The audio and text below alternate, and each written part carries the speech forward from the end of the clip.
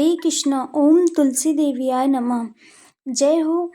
एक समय की बात है, एक साधारण किंतु परम भक्त दंपति वर्षों तक संतान सुख से वंचित रहे।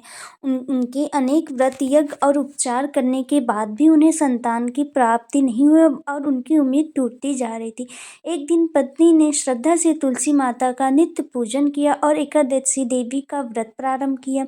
वह हर एकादशी को उपवास रखती, तुलसी माता से श्री हरि विष्णु का पूजन करती और यही प्रार्थना करती थी कि जो संतान मिले उसकी रक्षा स्वयं ग्यारस माता करे। अनेक वर्षों की तपस्या के बाद उन्हें बहुत कठिनाइयों से एक संतान की प्राप्ति हुई, किंतु बालक के जन्म के साथ ही रोग और बाधाएं उसे घेरने लगी। तब उस बालक की मां ने तुलसी माता के चरणों में दीपक जलाकर ग्यारस माता का स्मरण किया और उसी रात स्वप्न में एकादशी माता ने दर्शन देकर कहा कि यह संतान मेरे व्रत का फल है, अब इसी की रक्षा मैं स्वयं ही करूंगी।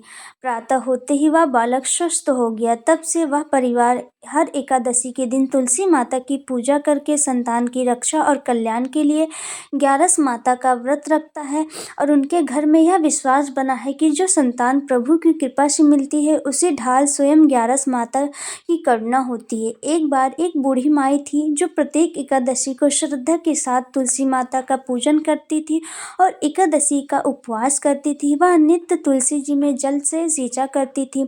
तुलसी माता से उसकी गहरी श्रद्धा थी। वे जब भी तुलसी माता को सींचती तो सींचते समय तुलसी माता से यह कहती कि हे तुलसी माता, सत्य की दाता, मेरा बिर्रा सींचती हूँ, अर्थात तेरा बिर्रा सींचती हूँ। मुझे बहू दे, पीले रंग की धोती दे, मीठा मीठा गाछ दे, वैकुंठ में वास दे।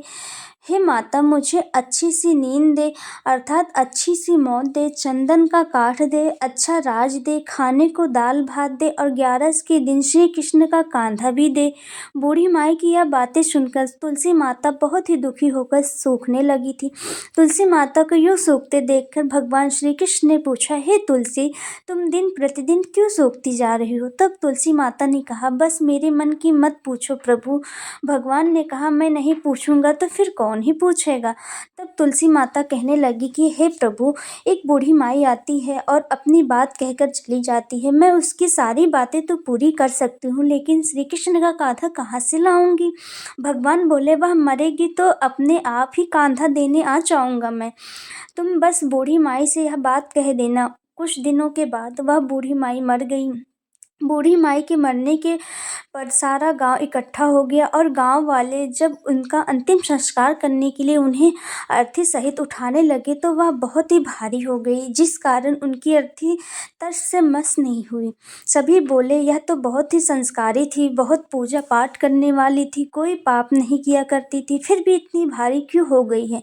तभी पर वहाँ बूढ़े ब्राह्मण के वेश में भगवान श्री कृष्ण आए और कहने लगे, भाइयों, यह भीड़ कैसी है? तब गांव वालों ने बताया कि एक बूढ़ी माई मर गई और वह इतनी पवित्र थी कि उनकी अर्थी नहीं उठ रही है, बहुत भारी हो गई। ब्राह्मण रूपी धारी भगवान श्री कृष्ण बोले कि मुझे इसके कान में कुछ कहने दो, फिर यह उठ जाएगी। तब गांव वालों के कहने पर भगवान कृष्ण बूढ़ी माई के कान के पास जाकर उसके कान में बोले कि माई, तू अपने मन की बात कर ले, पीताम्बर की धोती ले, मीठा मीठा ग्रास ले, बैकुंठ में वास ले, चटक की चाल ले, चंदन का काठ ले, झालर की झंकार ले, दाल भात का जीवन ले और ले श्री कृष्ण का कांधा भी ले।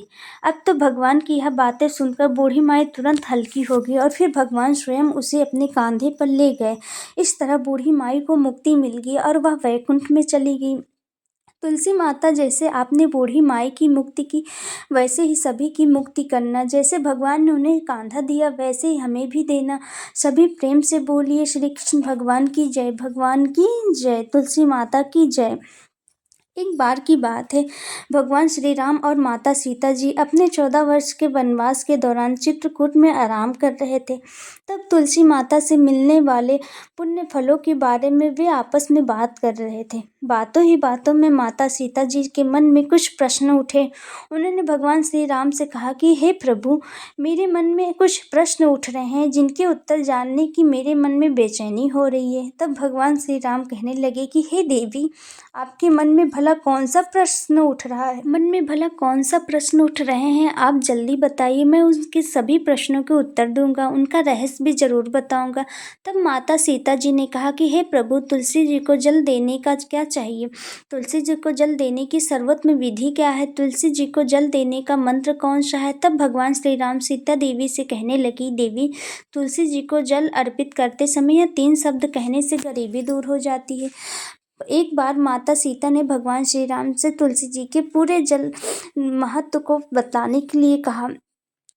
तब उनके मन में जिज्ञासा को जानते हुए भगवान श्री राम माता सीता से कहने लगे, जिस प्रकार मैंने तुम्हें तुलसी का महत्व सुनाया है, उसी प्रकार मैं तुलसी जी को जल देते समय बोले जाने वाले मंत्रों का महत्व भी तुम्हें बताता हूँ। यह मंत्र केवल 3 शब्दों का है, परंतु इसका प्रभाव बहुत ही चमत्कारी है। जो भी मनुष्य नित्य तुलसी जी को जल देते समय अपने मुख से केवल यह 3 शब्द बोल देता है, तो साक्षात माँ लक्ष्मी उसके घर में प्रवेश करती हैं और उसकी दरिद्रता दूर हो जाती है, उसे धन धान की प्राप्ति होती है। देवी, उस मंत्र को बताने से पहले मैं आपको तुलसी के इस मंत्र का महत्व भी बताऊंगा।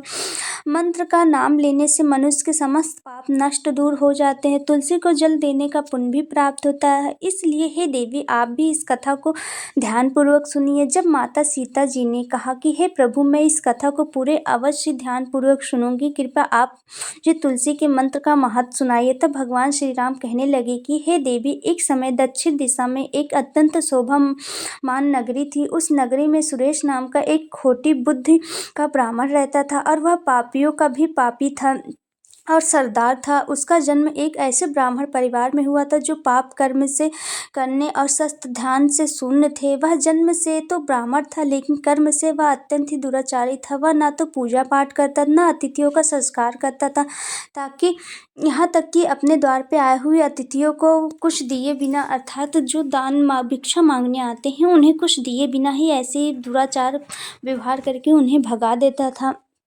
उसकी जीविका ऐसे ही दुराचारी होने के कारण ऐसे ही चलती थी। अनेक वर्ष तक जीवन बिताते हुए फिर एक दिन वह दुर्बुद्धि बेचने के लिए पत्ते इकट्ठा करने के लिए एक ऋषि के आश्रम के आसपास घूमने लगा। वहाँ लगे हुए पेड़ों से पत्ते तोड़ने लगा तो वह एक काल रूपी धारी काले भयानक सर्प से उस ब्राह्मण को काट लिया और उसी समय उसकी मृत्यु हो गई। तब उसके बाद 2 यमदूत उसे लेकर जाने लगे, स्थान पर प्रकट हो गए और उस समय यमलोक ले जाने के मार्ग में यमदूतों के सामने बहुत करुण विलाप करने लगा और बोला, हे यमदूत, मुझे कहाँ ले जा रहे हो? मुझे छोड़ दो। लेकिन यमदूत उसे यह कहकर घसीटते हुए ले जा रहे थे कि अरे पापी दुराचारी, तू पाप कर्मों से निर्मित है, इसलिए तुझे सांप ने डस लिया। तुझे तो नरक में डालने लायक है। फिर यम के दूत उस ब्राह्मण को लेकर यमलोक पहुंच गए। यमराज जी के सामने खड़े हो गए। तब चित्रगुप्त महाराज जी उस ब्राह्मण को लेखा जोखा निकाल कर यमराज जी से कहने लगे, हे धर्मराज, इस ब्राह्मण को बचपन से लेकर मृत्यु तक पाप ही पाप किए हैं। अपने पूरे जीवन में इसने कोई पुण्य काम नहीं किया। तब धर्मराज अपने दूतों से कहे, हे दूत, इसे घोर पाप करने वाले ब्राह्मण को उठाकर ले जाओ और नरक में डाल दो। फिर यमदूत उस पंडित को ले जाकर नरक में डाल दिए, भयानक नरक की अग्नि में ढकेल दिया। तो अनेक वर्षों तक नरक में की सजा भुगतने के बाद उसके दूसरे जन्म में एक बैल का शरीर मिला। बैल का जन्म पाकर वह बोझ उठाने का काम करने लगा। उसका मालिक उसे दिन रात काम करवाने लगा। फिर जब उस बैल की शक्ति कम हो गई तो के मालिक ने उस बैल को लंगड़े आदमी को बेच दिया। उस लंगड़े आदमी ने उस बैल को खुद का बोझ उठाने के काम में उपयोग करना शुरू कर दिया। वह पीठ पर बैठ कर दूर दूर तक घूमता। इस प्रकार से उस बैल के 10 वर्ष तो लंगड़े आदमी का काम करने में चला गया। फिर एक दिन वह लंगड़ा आदमी उस बैल की पीठ पर बैठकर किसी ऊंचे पर्वत पर जा रहा था। उस पर्वत पर बहुत ढेर चढ़ाई थी, उसके कारण उस बैल थक गया, उसकी शक्ति कम हो गई और वह बेहोश होकर जमीन पर गिर पड़ा और अंतिम सांसें लेने लगा। तो वहाँ पर खड़े लोगों ने उस बैल को बड़ी दया आ गई और वह उसके मुख में पानी डालने लगे। नहीं, उन्हें लोगों ने, एक पुण्य आत्मा इंसान भी था, उसने उस बैल के कल्याण करने के लिए अपना समस्त पुण्य उस बैल को दे दिया। तो वह बैल खड़े हुए और कुछ लोगों ने भी अपने अपने पुण्य को उस बैल को समर्पित कर दिए। जब सभी लोग अपना अपना पुण्य उस बैल को समर्पित कर रहे तो वहीं भीड़ में एक वेश्या भी खड़ी थी और यह देखकर सब उस वेश्या ने भी अपना पुण्य उस बैल को दे दिया। फिर कुछ ही क्षणों के बाद उस बैल की मृत्यु हो गई और फिर उस स्थान पर यमदूत आए और उस बैल के शरीर से उस ब्राह्मण की आत्मा को निकाल कर यमलोक ले गए। यमलोक के ले जाने से उस यमराज जी ने सामने खड़ा कर दिया और चित्रगुप्त महाराज जी ने उसका लेखा जोखा देखा तो आश्चर्य से मैं पड़ गई, क्योंकि वेश्या के द्वारा दिया गया पुण्य सबसे अधिक बड़ा था और उस पुण्य के प्रभाव से उस ब्राह्मण के सभी जन्मों का पाप नष्ट हो गया। फिर यमराज जी ने उस ब्राह्मण के सारे पाप को क्षमा कर दिया और कहने लगे, ब्राह्मण, उस वेश्या ने तुम्हें अपना पुण्य देकर तुझ पर बड़ा उपकार किया है। केवल उसी के पुण्य के कारण तुम्हारे सब जन्मों के पाप नष्ट हो गए। और फिर यमराज जी ने उसे एक बार फिर से मनुष्य की योनि में जन्म प्रदान किया। जन्म पाकर मनुष्य की योनि में पृथ्वी पर एक उत्तम पंडित कुल में जन्म लिया। महापुण्य के प्रभाव से उस नए जन्म में पूर्व जन्म की सारी बातें याद आने लगी तो वह ब्राह्मण खड़ा हो गया। उसे याद आया कि पिछले जन्म में जब वह बैल था तो एक वेश्या ने मुझे अपने पुण्य देकर उसके मन में उस वेश्या के बारे में जानने की इच्छा हो गई और महान पुण्य के बारे में जानने के लिए वह उस वेश्या का पता लगाने के लिए ढूंढता हुआ उसके नगर में चला गया। तो वह वेश्या अब बूढ़ी हो गई थी। फिर जब उसने ढूंढने पर बूढ़ी वेश्या मिल गई तो वह उसके सामने जाकर उसे बार बार प्रणाम करने लगा और उसका धन्यवाद करने लगा। तब वेश्या कहने लगी, हे ब्राह्मण, आप कौन हैं और किस कारण आप मुझे वेश्या को धन्यवाद कर रहे हैं? मैंने आपका कौन सा कार्य किया है, आप मुझे बार बार धन्यवाद दे रहे हैं? तो ब्राह्मण कहने लगा, माता, मैं वही बैल हूँ जिसे तुमने अपना पुण्य दे डाला। अपने पाप कर्मों के कारण मुझे पिछले जन्म में बैल का जन्म मिला था और उस पर्वत पर जब मैं मर रहा था तो तुमने मुझे अपना पुण्य दान दिया था और तुम्हारे पुण्य के प्रभाव से ही आज मैं फिर से मनुष्य जन्म में मिला हूँ। तुम्हारे द्वारा दिए गए उस पुण्य के कारण मुझे अपने पूर्व जन्म की सारी बातें याद आ गई। लेकिन हे माता, आज मैं यह जानना चाहता हूँ कि आपने ऐसा कौन सा पुण्य किया दिया था जिसे पुण्य दान से जिस कारण से मेरे सभी जन्मों के पाप खत्म हो गए? मैं उसी पुण्य के बारे में जानना चाहता हूँ। ब्राह्मण की बात सुनकर वेश्या ने कहा, हे ब्राह्मण, मैंने तो अपने जीवन में कभी कोई पुण्य का काम किया ही नहीं, किंतु मेरे घर में एक तोता है जो पिंजरे में रहकर हमेशा कुछ बोलता रहता है और उसी को सुनकर मेरी अंतरात्मा पवित्र हो गई। उसी तोते के द्वारा बोले गए मंत्र का पुण्य मैंने तुम्हें दान दे दिया। फिर वह वेश्या और पंडित उस तोते के पास गए। वहां जाकर ब्राह्मण ने उस तोते से पूछा, हे तोते, तुम कौन सा मंत्र बोल रहे हो जिससे हमारे जीवन का उद्धार हुआ है? यह मंत्र तुम्हें किसने सिखाया है? इस मंत्र का क्या अर्थ होता है? उस तोते ने अपने पूर्व जन्म का वृत्तांत सुनाते हुए प्रारंभ किया। वह तोता कहने लगा कि हे ब्राह्मण, पिछले जन्म में एक पंडित था। मैं अपने ज्ञान के अहंकार में अंधा हो गया। मैंने कभी गुरुजनों का आदर नहीं किया, सदैव ही उनका अपमान किया है। मुझे अपने ज्ञान का इतना ज़्यादा गर्व हो गया था जिस कारण मेरे अंदर क्रोध अधिक बढ़ गया और मेरे क्रोध के मैं सभी से द्वेष करने लगा। अन्य मनुष्यों को मैं तुच्छ समझने लगा और विद्वानों का तो मैं भारी सभा में अपमान करने लगा। फिर उसी समय बीतते पर मृत्यु हो गई और मुझे यमलोक ले जाया गया। पूज्य जनों ने गुरुजनों का अपमान करने के कारण मुझे तोते के कुल में डाल दिया और मेरा जन्म एक तोते के रूप में हो गया। मेरे पाप कर्मों के कारण छोटी अवस्था में ही मेरे माता पिता से वियोग हो गया। मेरे पाप कर्मों के कारण छोटी अवस्था में ही मेरे माता पिता चल बसे। मैं पेड़ की डाल पर बैठकर रो रहा था तो उसी स्थान से कुछ ऋषि जा रहे थे। उन्होंने मेरी दयनीय पुकार सुन ली और मुझे लेकर अपने आश्रम में चले गए। वहाँ उस आश्रम में उन्होंने मुझे एक सुंदर पिंजरे में रखा और मेरा बहुत अच्छी तरह से ख्याल रखा।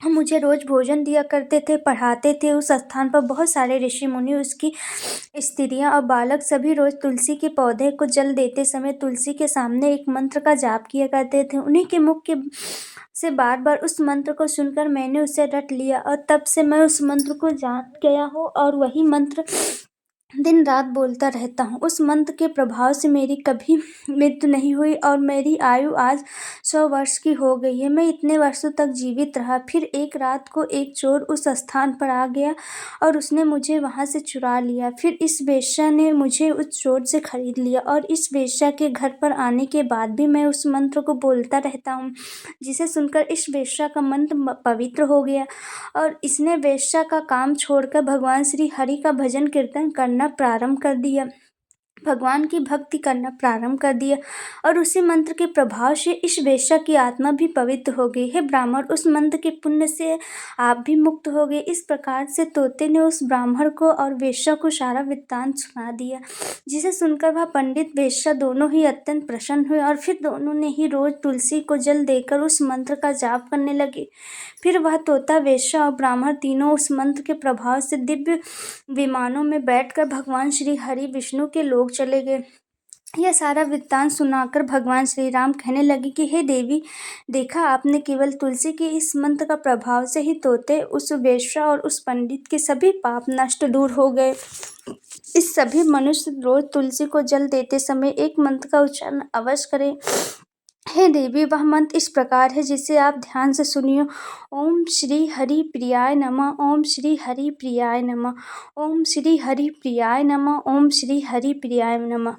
जो भी स्त्री नित्य तुलसी के समक्ष इस मंत्र का उच्चारण करेगी वह सौभाग्यशाली बनेगी। जो भी पुरुष तुलसी के सामने इस मंत्र का उच्चारण करें, अपार धन की प्राप्ति होगी। जिस घर के सामने नित्य तुलसी जी की पूजा की जाएगी, उस घर के में साक्षात माँ लक्ष्मी का वास होगा। तुलसी जी का यह मंत्र राजकल्प तरुण है, समस्त फलों को प्रदान करने वाला, इसलिए जो भी तुलसी के सामने इस मंत्र का उच्चारण करेगा उसे संपूर्ण सिद्धियां प्राप्त होगी। स्त्रियों को सदैव ही स्नान करके अपने बाल बांधकर मांग में सिंदूर भरकर नित्य तुलसी जी को जल देकर इस मंत्र का जाप उच्चारण करना चाहिए। रोज तुलसी के पौधे में परिक्रमा करने के साथ ही सभी पाप नष्ट हो जाते हैं। रोज शाम के समय तुलसी के पास दीपक जलाओ और तुलसी के पास बैठकर भगवान विष्णु की आराधना करें।